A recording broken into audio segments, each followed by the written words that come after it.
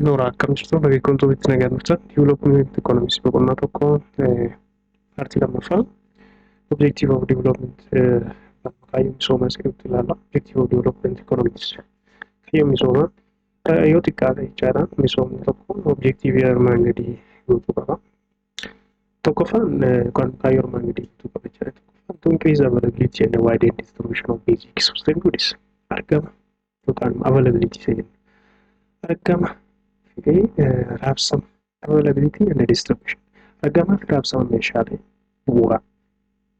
Availability and distribution of basic life sustainable goods argamaa fi raabsaa meeshaalee bu'uuraa jireenyaa itti fufsiisan babal'isuu fi guddisuu danda'u qaba. To increase availability of and wide distribution of basic life sustainable goods. Kana yoo godhe misoomni tokko kaayyoon isaa kana yoo qabaate misoomni jira yookaan misoomana yookaan misoomni dinagdeeti jenna jechuudha. Argamaa fi argamni meeshaalee bu'uuraa jireenyaa jiraachuu qabu, raabsi meeshaalee jireenyaa bu'uuraa jiraachuu qabu, babal'achuu fi guddachuus ni qabu jedha kaayyoon tokkoffaan.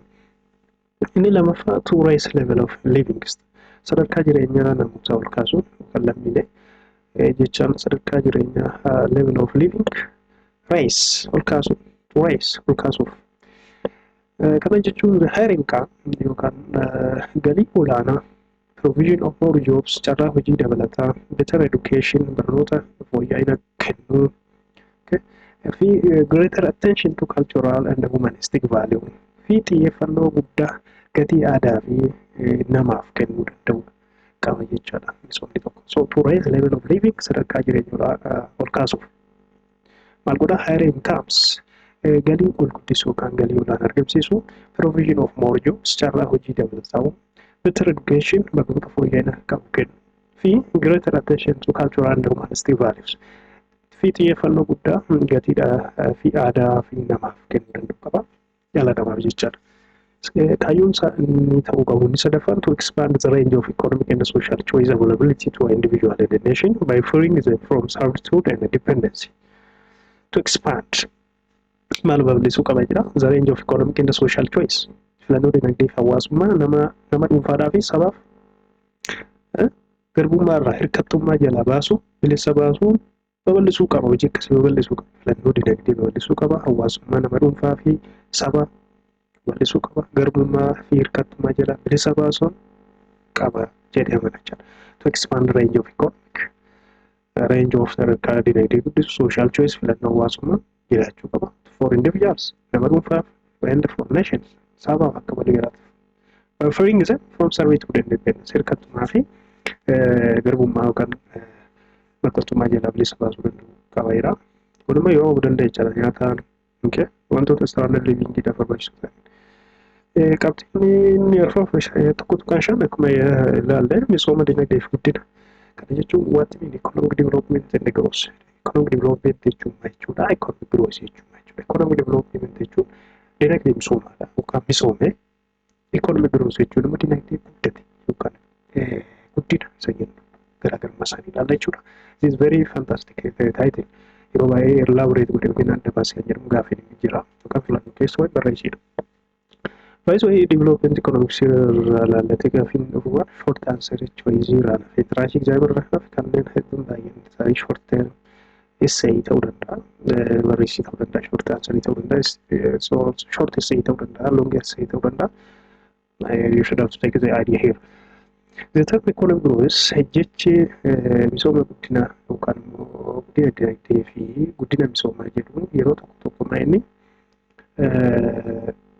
bakka wal jijjiiruudhaan yookaan immoo bakka wal bu'anii tajaajila kennu haa ta'u malee isaan gidduu garaagarummaa bu'uuraatu jira garaagarummaa guddaatu jira. The terms economic growth and economic development are sometimes used to interchangeably, but there is a fundamental distinction. Isaan gidduu garaagarummaa bu'uuraatu jira. There is a fundamental distinction between them. Akkas ta'e maalirra economic growth is a narrow concept yaadrimee dhiphoodha yookaan immoo dhiphaadha yookaan xinnaanya qaba. Economic growth yeroo inni narrow conceptidha yaadrimee dhiphoodha which includes quantitative change only jijjiirama baay'inaan ibsamuu danda'u qofa lakkoofsaan ibsamuu kan danda'u qofadha. Lakkoofsaan ibsamuu kan danda'u qofa. Fakkeenyaaf GDP'n lakkoofsaan yoo dabale Inkaam galii namni lakkoofsa yoo dabale namni baratu baay'inaan laayitireesiin sadarkaa barnootaa namoonni qaban yoo dabale laayif ekspeeriitaansii umurii jireenya namoota lakkoofsaan yoo dabale kuni girooziidha lakkoofsa waan dabaleef. Kanaafuu lakkoofsa qofaatti xiyyeeffata ikoonoomii giroozii yeroo jennu fakkeenyaaf GDP'n Itoophiyaa gara 9.1 irraa gara 8.2 akkas yookiin 12 walitti ol guddate yoo jennu girooziitu dhufe malee diiviloopimentii jennu. Girooziin jijjiiramsa lakkoofsaatiiti change quantitative change. So it's measured in terms of quantitative change such as increase in national output or income per capita. Oomisha biyyoolessaa dabaluudha. Kun ammas lan jedhee measured maaliin jedhama in terms of quantitative change oomisha biyyoolessaa. Galii mataa nama dabalu. Galii mataa per capita income galii mataa jenna. Galii mataa kan jedhu kun as keessatti koorsii kana keessatti yeroo baay'ee dubbadha. Galii mataa jechuun namni dhuunfaa galii dhuunfaatiin argachuu danda'u per capita income galii mataa jennaan. Inni yoo dabale fakkeenyaaf namni dhuunfaa tokko amma argata jedhu giroozii agarsiisa. So economic development is a wider concept. Kun immoo yaada harrimee baay'inaa fi qulqullinatti xiyyeeffatu ta'e sanarra bal'aadha. Economic developmentiin economic giroozii irra bal'aadha. Misoomni dinagdee misooma guddinaa irra bal'aadha. Amma misooma dinagdeetiin nama dubbadha. Inni silaa misooma guddinaati. Guddina dhufeessa jedhamu. Economic giroozii jedhamu. Guddina misooma economic development jedhamuudhaan nama dubbachuuf jiru. Inni kun immoo lakkoofsas ta'e qulqullina xiyyeeffata. Lakkoofsaan amma qulqullinaan fakkeenyaaf infraastiraakchariin ijaarsa adda addaa daandii, rood, elektirisiitii, tajaajila elektirisiitii, manni barumsaa, schools, heelzii fayyaan kana waan akkas namoonni kan argatan ta'e qulqullina akkanaa kan dhufe qulqullinni jira. Barnoonni qulqullina qaba. Daandii qulqullina qaba. Baadiyyaan bishaan dhugaatii argateera. Daandii have weather quality. Kana yoo jiraate inni kun economic developmentidha. Jijjiirama lakkoofsaa fi qulqullina itti amanamudha jechuudha. It's measured in terms of HDI. Yeroo lakkoofsa ibsuu barbaachise human development index yookaan HDI, human poverty index HPI, life expectancy umurii jireenyaa, child mortality ijoollee umuriin waggaa 5 gadi daldanii kan boqotan, literacy rate sadarkaa barnootaa kana kan lakkaa'amu kan safaramuu danda'u guddina misoomaa yookaan economic development jennaan. So umurii jireenyaa du'a daa'immanii dabalee dubbisuu barreessuu danda'u namoota kana kanatti xiyyeeffata jechuudha.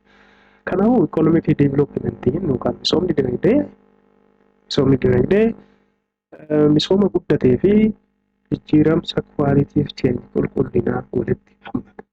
So development economics is equal to economic growth. Dinagdee guddinaa iddoo qualitative change jijjiiramsa qulqullinaa iddoo tokkotti qabatee kan jiru misoomni dinagdee economic development. Egaa gaafiin dhugaafsoo yookaan yoo tokko komplikeessin jira kamtu kamiif hangaba kamtu kamiif barbaachisaadha. Growth is necessary but not sufficient condition for development. Guddinni barbaachisaadha malee misoomaaf haala gahaa miti yookiin gahaa miti. Guddinni yoo jiraate misoomaaf gahaadha garuu misoomaaf barbaachisaadha garuu gahaa miti yookiin quubsaa miti. Misoomni jiraachuun qofti guddinni jira jechuun guddinni jiraateef qofti misoomni jira hin jennu. Guddinni jiraatee misoomamni taanaan gatiin qabu. Garuu misoomni guddinaaf barbaachisaadha. Growth is necessary but not sufficient condition for development.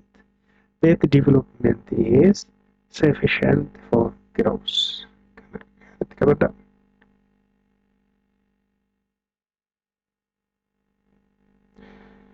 Okay, after we have dealt this one, we continue next.